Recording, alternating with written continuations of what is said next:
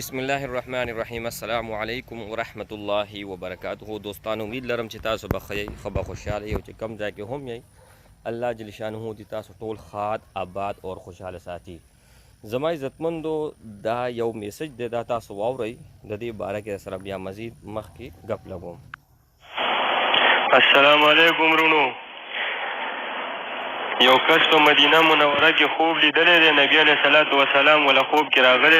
زما امت ته ووایه چې د 5 وختونو مونځ 5 وخته مونځ کوي پابندۍ سره او د قرآن شریف تلاوت کوي. او دی ورسره وویلي دي چې دا خبره مخکې 100 کسانو ته ونه رسوله، چې چا دا خبره مخکې 100 کسانو ته ونه رسوله نو په 100 ورځو کې به دننه څه د غم اواز کېږي، که په ده څه غم راغی او که د کور د سیډه.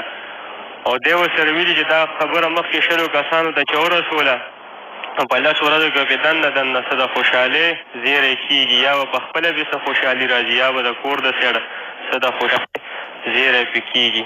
نو دا مخکې ورسوې تاسو مرغه. ډېره مهرباني. سلام علیکم. هلکه داسې قسم میسج مه اوره، مې چاته لیږه، دا ټول مکمل بکواس دی، A to Z میسج تاسو واورېدو. زما عزتمندو داسې قسم میسج چې کلم تاسو له راځي که نه څوک د تم رالیږي نو دقې کسان ته میسج کو چې خداره داسې میسج آینده مو ته چې کوم دن راونه لیږئ، دا مکمل بکواس دی.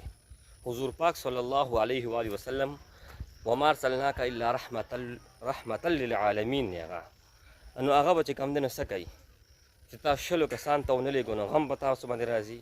څومره بې وقوفتیا ده، څومره چې کوم دی نو کاچه خبره ده. داسې پیغمبر صلی الله علیه وسلم سوچ کیدی شي، داسې هغه ویلی شي. عجیبه غونته کې مخلوق دی، قسم په خدای چې دی مطلب څه دی، مقصد یې څه دی او غرض یې څه دی. داسې خلکو باندې زه یو پېره نه کروڑ پیرې لعنت لیږم.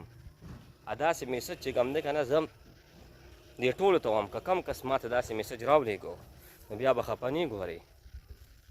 داسې میسج دی اوسو چې 100 کسان ته ونه لیږي نو غم به کې راځي، او چې ولېږي نو خوشحالي به راځي. په دې میسج که به خوشحالي مو باندې راځي را دې نه شي. موس خو فرض دی، په هر حال کې فرض دی، هر صورت کې فرض دی، که ستاړه غواړي که نه غواړي. هغه خو احادیث مبارکه په زرګونو موجود دي، هغې له تاسو توجه نه ورکوئ، قرآن مجید نه رالئ، احادیث مبارکه نه کولهوئ. او میسج ته هم چې کوم دی کار ورکړی دا خپل ځان مشورئ، خپل چې کوم دی نو هغه ویس مشورئ. لعنت یو داسې کسانو باندې دي مړه. السلام علیکم ورحمت